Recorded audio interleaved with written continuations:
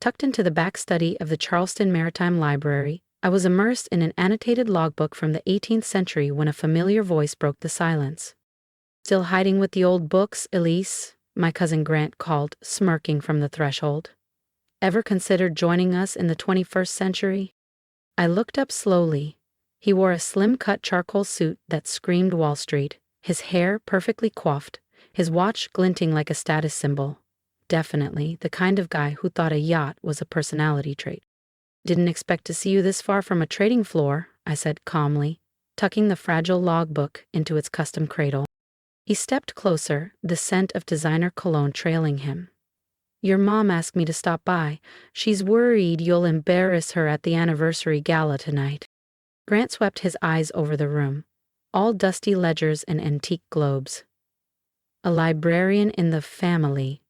Still, hard to explain at fundraising galas. "I'm Elise Carrington, 36. On paper, I'm the head curator of the Charleston Maritime Library. To the Carrington family, real estate moguls, and political donors, I'm the quiet oddity. They deal in influence and headlines. I deal in legacy and silence." "I'll be there," I said, standing, "and I'll make sure my shoes don't squeak." Grant grinned. "Good. I'll be announcing Carrington Holdings' expansion into fintech. Just signed a multi-million-dollar merger." "That's impressive," I replied neutrally, though I already knew every detail. "Because my firm brokered it." He tilted his head. "There's still time to make a real impact, Elise. You've got the brains. Join us. Do something that matters." I almost laughed. What he didn't know. My maritime archive was a front. Beneath it, I ran Solera Metrics, a $70 billion zero-cents private intelligence firm advising global defense, trade, and infrastructure policy. "I'm exactly where I need to be," I said, escorting him out with a smile. Once the door clicked shut, I returned to the back room. The old map case was just camouflage. Behind it, encrypted servers purred to life. The next phase of Solera's expansion had already begun. "Something a little more formal," I told Simone, easing into the salon chair. "Big family event tonight?" As she worked through my curls, I scrolled through the final Solaris acquisition agreement on my encrypted tablet. By sunrise, Solera Metrics would be my firm, would officially own the predictive analytics company that Carrington Holdings had spent the last years circling like vultures. Simone raised an eyebrow in the mirror. "Let me guess, they still think you're the bookworm in the archives?" I smiled faintly. "For about 6 more hours." "Because after tonight, they'd know who I really was. But on my terms, and with maximum impact." She clipped the final strand in place and casually added, "Your cousin Grant was here earlier, talking up some massive merger his firm's working on." "He's trying to close it," I said smoothly. "There's a difference." Simone gave me a look, half curiosity, half admiration, as I reached for my clutch.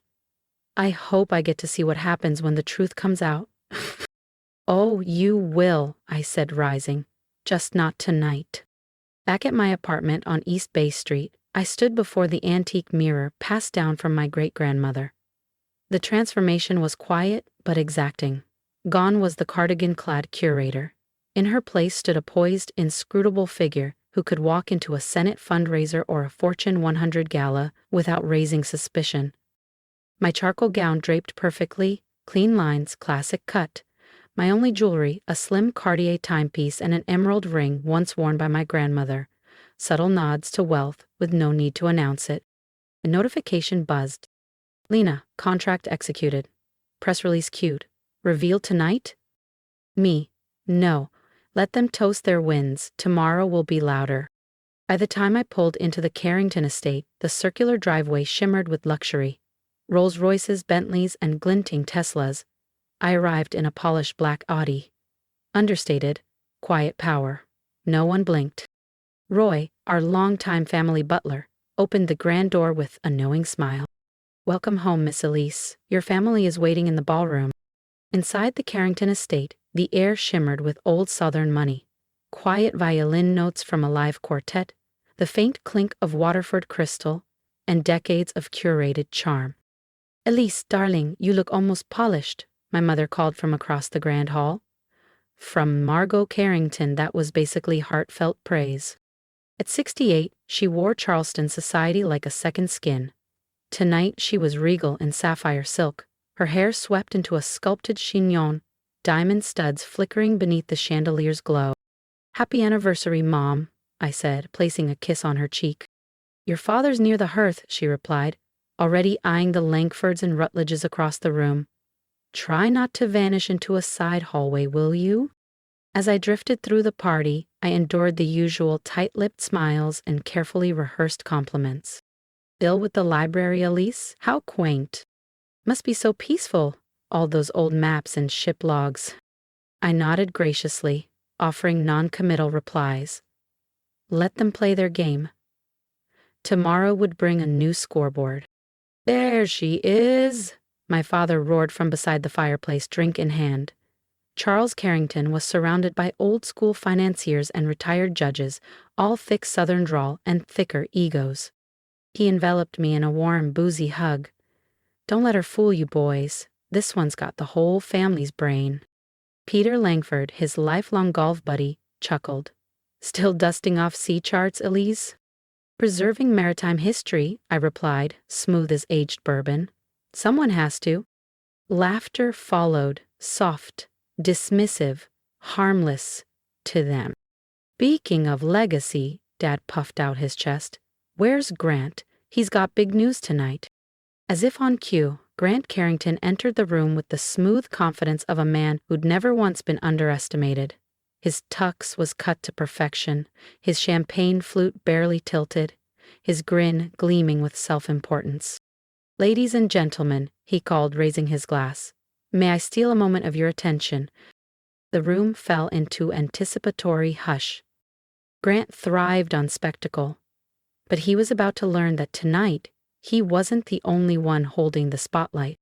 As many of you know, Carrington Holdings has been expanding aggressively this year. Grant began, his voice rich with authority and flair. "And tonight, I'm honored to share that we're finalizing the largest acquisition in our firm's history. By next week, we expect to close on Virion Analytics." The room reacted on cue. Gasps, polite applause, impressed murmurs among Charleston's elite. My father looked like he might float straight into the chandelier, pride blooming across his face. My mother clutched her pearls with practiced emotion, dabbing at the corner of one eye. I took a slow sip of champagne and waited. "It's not signed just yet," Grant added, letting suspense color his tone, "but all documents are in legal review. The deal is ours, just a matter of formality." "That's my boy," my father crowed, clapping him on the back. "Born to lead." As the crowd closed in with congratulations, Grant's gaze swept the room and landed on me. He raised his glass, smile razor sharp. "What about you, Cousin Elise?" he called across the room. "Ready to trade those dusty ship logs for something that actually moves markets? Or still playing dress-up with antique compasses?" I met his gaze squarely. "I think," I said, letting each word land, "you shouldn't celebrate until the ink is dry and the acquisition clears compliance." A few guests chuckled, but the tone was noticeably uncertain.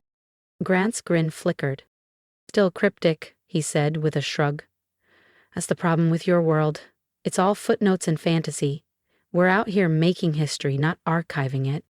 "Perhaps," I replied, lifting my glass. "But some of us check the footnotes before quoting the headline."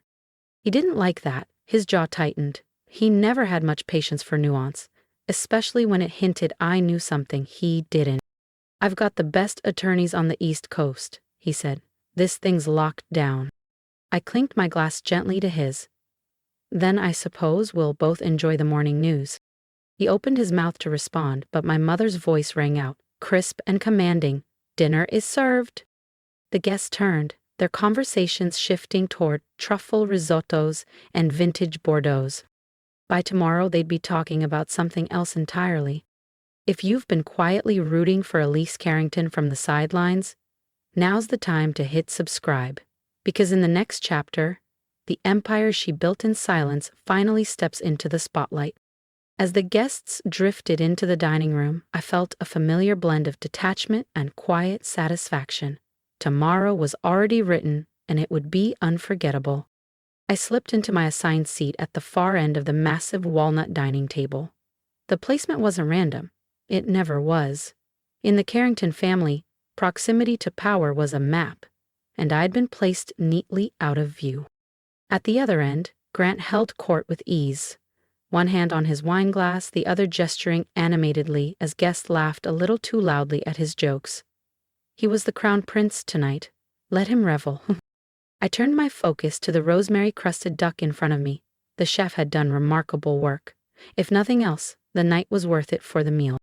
Beside me, Eleanor Rutledge leaned over, her pearls glowing beneath the chandelier. You were always brilliant, Elise. Everyone expected you to change the world. Why hide away in that dusty old library? I let her question settle before replying smoothly. Libraries teach more than history. They teach pattern recognition.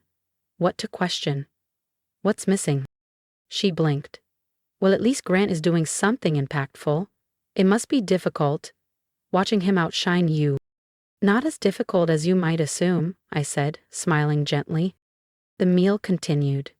A parade of compliments edged with quiet condescension, the kind I'd learned to wear like silk. When dessert arrived, a trio of flourless chocolate cake, lemon tart, and fig panna cotta, Grant rose with theatrical flourish, glass raised.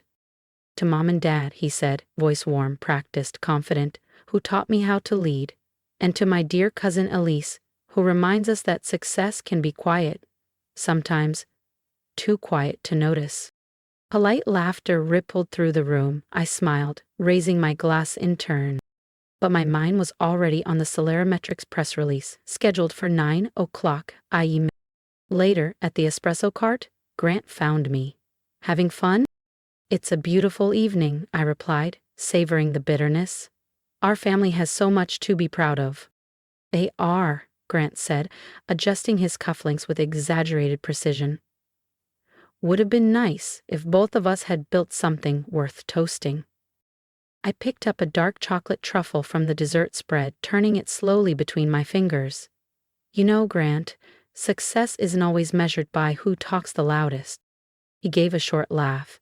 Tell that to my market returns. Remind me, how much does a library curator make again? I glanced down at my understated Manolo Blahnik heels and smiled. Enough to buy these in 3 colors. I've always made smart investments. He downed the rest of his champagne, already checking his phone. Well, he said, pocketing it with flair. I've got bigger things to prepare for. Tomorrow's the day. Virion Analytics becomes a Carrington asset. He strolled off, shoulders high, buzzed on ego and assumptions. Once he disappeared into the crowd, I reached into my clutch and tapped out a message to Lena. Me, everything on schedule for tomorrow? Her response was instant. Lena, locked. Press release goes live at 8 o'clock IMing. Want a preview? Me. No need, I'll enjoy reading it with the rest of the country. By midnight, the gala had dulled into murmurs and soft jazz. I made my farewells, absorbing the last round of thin compliments and family fixations. You know, my mother murmured as I kissed her cheek goodbye, Grant offered to find you a role in the company archive. It would give you structure, relevance. I'll consider it, I said, eyes kind. I wouldn't. As I drove home beneath Charleston's quiet street lamps, the city blurred softly past the windshield. For nearly a decade, I'd been the footnote in the Carrington family story, the woman who preferred history over headlines.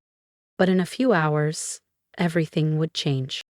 At 7 o'clock IMing, I unlocked the side door of the Charleston Maritime Library, just like I had every weekday for years. My low heels echoed against the marble floor. To the public, I was still Elise Carrington, head curator, quiet, unassuming. Lena was already inside, blonde hair tied back, tablet in hand. Here she was, assistant archivist. Upside these walls she was COO of Solerametrics. Everything's prepped, Lena said as she stepped into my office, the morning light spilling across the maritime maps behind me.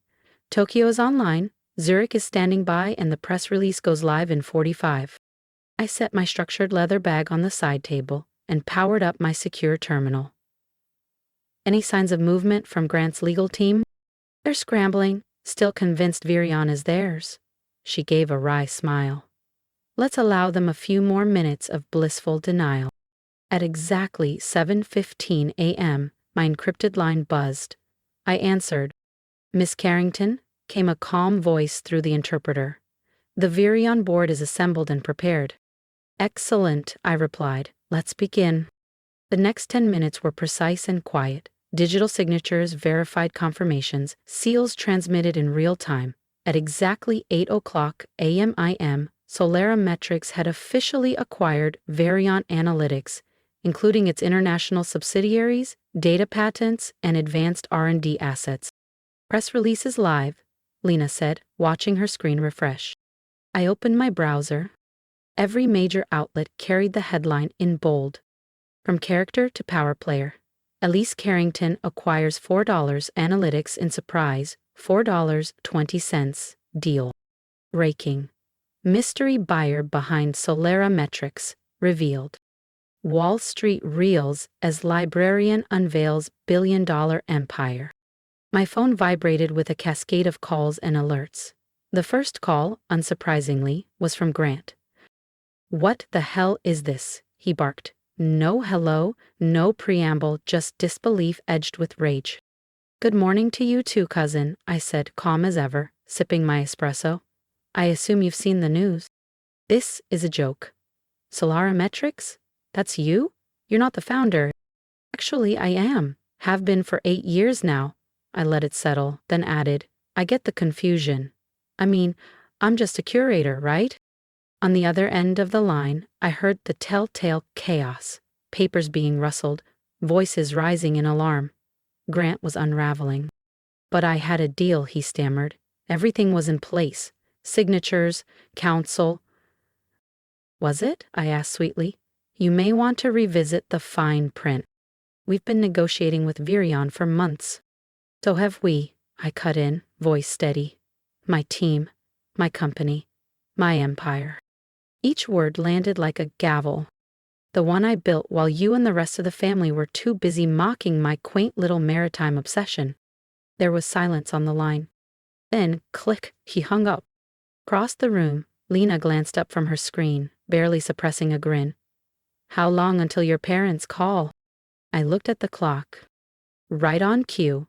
Margot Carrington's name lit up my phone. Elise Carrington, she barked, her voice sharp as broken crystal. What have you done? Good morning, Mother, I replied, chipper. Bit swamped at the moment, but maybe we can catch up over dinner? Dinner? Are you serious? Do you even realize the chaos you've caused? Your father's had 5 board members on the line already. The Rutledges, the Langfords, the entire club is asking how our librarian daughter just bought Virion Analytics. In the background, I heard my father Charles yelling over another call, issuing frantic instructions like a hedge fund CEO on a bad day. Tell her to come home. Now. I'm in meetings all day, I said honestly. This acquisition is just the beginning, but I'd love to host dinner, my place, 6 sharp. There was a beat of confusion. You mean that cramped apartment near the library? No, I said, reaching for my coffee. I mean my penthouse on Calm Avenue. I smiled, already composing the address in a text. There was a long, disbelieving silence on the other end. Calm Avenue? My mother repeated, her voice a blend of suspicion and disbelief. But that's the most expensive building in Charleston. Is it? I replied airily. I hadn't noticed. See you at 6, Mom. I ended the call and leaned back in my chair, exhaling slowly. 8 years of strategy, secrecy, and careful compartmentalization. Now unraveling all at once in the most spectacular fashion. My reflection in the laptop's dark screen stared back at me, steady, composed, unshaken. Ready for phase 3, Lena asked from behind, tablet in hand. I nodded once, do it. Within moments, the next wave broke. Solera Metrics announces $70 billion 0-cent strategic merger with East Asian Tech Consortium. Seoul, Singapore, Tokyo. This wasn't a fluke. It was a plan, and we'd just detonated it. The timing was deliberate. On the heels of the Virion acquisition, this second announcement signaled something unmistakable. This wasn't opportunism. This was power, precision, legacy. And it bore my name. By the time the Carringtons walked into my home that evening, two of the most disruptive business deals of the decade would be traced directly to Elise Carrington. The daughter they'd dismissed, the cousin they'd pitied, the curator they thought would live and die among dusty archives. The rest of the day passed in calculated motion. An encrypted briefing with my soul team, a legal alignment session with Zurich, and a single, carefully chosen interview with the Wall Street Journal. Background in library sciences? The journalist asked, genuinely puzzled. It teaches you how to manage chaos, I said with a calm smile, to extract meaning from overwhelming information, to read between the lines, and to know exactly when to act. By 5:55 p.m. I slipped out the rear staff entrance of the Charleston Maritime Library. My flats traded for heels, my tote replaced with a structured clutch. A sleek, black car waited just outside, tinted and silent. I stepped in without a word. This ride wasn't taking me back to an old brick apartment near the archives. It was taking me home. The elevator doors opened precisely at 6:00 p.m., revealing the Carrington family standing, a pen, floor. My world, my design, my legacy. Welcome, I said, voice poised. Secura, to where the real story began. Grant stepped out first, shoulders tight, the swagger drained from his posture. My parents followed, Margot, ghost pale behind her makeup, and Charles, unusually silent. Even Roy, our family's unshakable butler of 30 years, looked as if someone had pulled the rug out from under history itself. Welcome to my home, I said evenly, gesturing toward the sweeping view beyond the floor-to-ceiling windows. The Charleston harbor glowed in the warm hue of sunset, ships drifting like shadows across the gold-lit water. Grant's voice was brittle. How long? I walked to the bar, poured myself a measured splash of Oban, and turned slowly to face him. How long have I been lying? I asked, tilting my head. I haven't. Every word I ever told you was true. I lifted the glass. I am a curator. I do love maritime history. I just also happen to run a global intelligence and investment firm. My mother sank onto the edge of the ivory Italian leather sofa. Her voice, usually crisp as glass, trembled. Why, she asked softly, why keep this from us? Why let us think that I was a disappointment? I offered, placing a crystal tumbler of chilled elderflower tonic on the table before her. Because none of you ever asked the right questions. You saw what you wanted to see. Her lips parted, but no words followed. You imagined a daughter who chose dusty archives over ambition, one who stepped away from power. But silence isn't surrender. It's a form of preparation. My father stood at the glass, his own reflection superimposed over the harbor skyline. All this time, he muttered. Those anonymous bids, the shell companies. That was you? Solarimetrics, Grant said suddenly, his voice low. You're the one behind the blackout firm, the one that kept outbidding us. The knowledge empire, he added bitterly. You built it in the shadows while we were all too busy chasing spotlights. I allowed myself a quiet smile. Knowledge is power, isn't that what you always said, Dad? Charles finally turned to look at me. Really look at me, not as the quiet cousin, the archivist, the one they pitied, but as something else entirely. The Virion deal, he asked slowly. How long were you working on that? 8 months above water, I said, but I started acquiring their key subsidiaries over a year ago.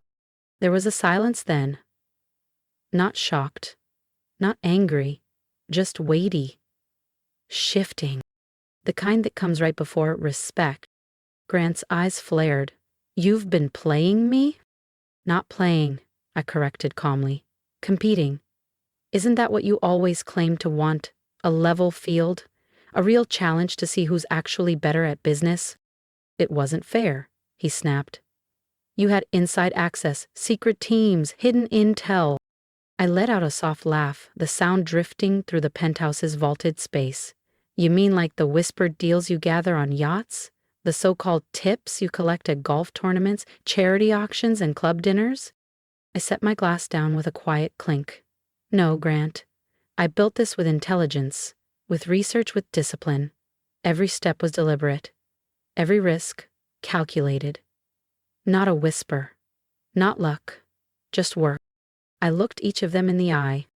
This empire wasn't handed to me. It was earned. Through systems you never cared to understand, and patterns you never noticed, because you never thought I could see them. Dinner that evening unfolded like a slow-moving storm. Charged, tense, but quiet. My mother kept scanning the space as if trying to decode the story behind each piece of art, each architectural line. My father remained mostly silent, his jaw clenched, his thoughts clearly rewinding through years of assumptions. Even Grant had gone still. Not smug, not angry, just adjusting. At last he cleared his throat. So, what now? I met his gaze. A partnership. His brows rose in surprise. Arrington Holdings is stuck in traditional lanes. Commercial real estate, old school finance. You need scale, digital reach, global infrastructure. I'm offering that. To my surprise, Charles nodded slightly. Maybe it's time you started learning from her. The air shifted again. By the time dessert was served, bourbon pecan tart with caramel drizzle, the narrative had changed. The librarian they once saw as an afterthought had become the strategist they now needed. Later, while standing in the open concept kitchen with marble counters and glass walls framing the city below, Grant hovered beside me as we skimmed through a shared proposal draft. His confidence had returned, but now tempered with something new. I underestimated you, he said at last, fingers tapping the granite. But I won't make that mistake again. Good, I replied, because I don't plan on slowing down. As the evening wound down, my mother lingered, her hand resting gently on the back of a sleek leather chair. She studied me, not with disapproval this time, but something closer to wonder. Why now, Elise? She asked quietly. Why reveal it all tonight? I paused, watching the lights dance across the harbor. Then I turned to her with a soft smile. Because I finally stopped needing permission to be seen. I paused for a moment, then said quietly, because people need to see that success doesn't always wear bespoke suits and platinum watches. Sometimes, it wears cardigans and carries library cards. To my surprise, Grant nodded, his voice lower than usual. And maybe it's a reminder not to judge someone just because they aren't shouting for attention. After they left, the penthouse settled into silence. I joined Lena by the glass wall, watching the lights of Charleston flicker across the bay. Stocks are already reacting, she said, scanning her tablet. Solera's valuation jumped 12% in the last hour. Analysts are calling the merger visionary. I gave a small nod. We both knew the formal joint press briefing was just days away, and maybe, just maybe, Grant would fully embrace the partnership by then. But tonight had been about more than business. It had been a reckoning, quiet, deep, and personal, one that reshaped how my family saw me and how I saw myself. My mother's trembling apology, my father's quiet, pride-filled glance. They weren't everything, but they mattered. The next morning, I unlocked the side entrance of the Charleston Maritime Library, just as I had every weekday for years. The regulars were already milling in. Historians, school groups, an old professor from Yale who visited once a month. They waved hello, asked if the new navigation exhibit was still on track. No one mentioned Forbes. No one brought up CNBC. And that, to me, was the real victory. Because in a world addicted to noise and prestige, I had built something enduring, not just with money, but with wisdom. I was still Elise, still a curator, still in love with stories, only now I was also the founder of a global empire. A billionaire, yes, but built on data, not drama, insight, not ego. Because knowledge takes many forms. And sometimes, the most powerful person in the room is the one no one thought to look at. If you've ever been overlooked, underestimated, or quietly dismissed by the very people who were supposed to believe in you, then you understand why I built in silence. I didn't create Solarimetrics for applause. I didn't need validation. What I needed was clarity, proof that I could shape something powerful without becoming what others expected of me. And now, standing here in my modest flats and favorite navy cardigan, I want to tell you something. You don't have to shout to be strong. You don't have to fit into someone else's definition of success to change the world. So if my story meant something to you, even a little, leave a comment. Share what you're quietly building, what you've achieved behind the curtain, what you're proud of in your own, quiet, unshakable way. I see you. You matter. And trust me, your story is more powerful than you think. Hit subscribe if you want to walk with me through the next phase, because this isn't just about capital or clout. It's about reclaiming your voice, your value, and your vision. And if you're still sitting at the edge of your dreams, wondering if they're too strange, too soft, or too far from what others expected, here's my advice. Don't wait for recognition. Build anyway. Learn anyway. Show up anyway. Even if they laugh, even if they don't ask, even if they never understand. You don't owe them your explanation. Real success doesn't come from applause.